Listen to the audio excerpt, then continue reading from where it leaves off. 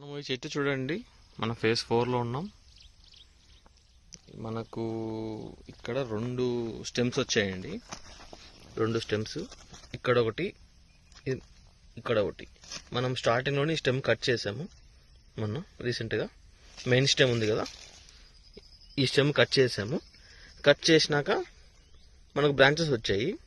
ఈ బ్రాంచెస్లో నుంచి మనము మెయిన్ బ్రాంచ్ ఒకటి పెట్టుకొని మిగతావన్నీ మనము కట్ చేసేస్తాము.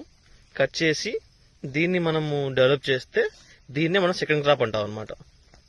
అలాగే రేపు పొద్దున మనం ఇది ఈల్డింగ్ వచ్చిన తర్వాత, ఇది కట్ చేసిన తర్వాత ఇలాగే వస్తాయి మనకి బర్డ్స్ సైడ్ వచ్చి, దాంట్లో మనం మెయిన్ బ్రాంచ్ సెలెక్ట్ చేసుకొని దాన్ని వదిలేస్తే మిగతావన్నీ కట్ చేస్తాము. దాన్ని ఏమవుతుందంటే మనకు ఫాస్ట్ గ్రోత్ వస్తుంది. ఎందుకు, ఆల్రెడీ మనకి ఏర్లు వెళ్ళిపోయాయి కదండి లోపలికి, మన గ్రోతింగ్ అనేది ఫాస్ట్ వస్తుంది.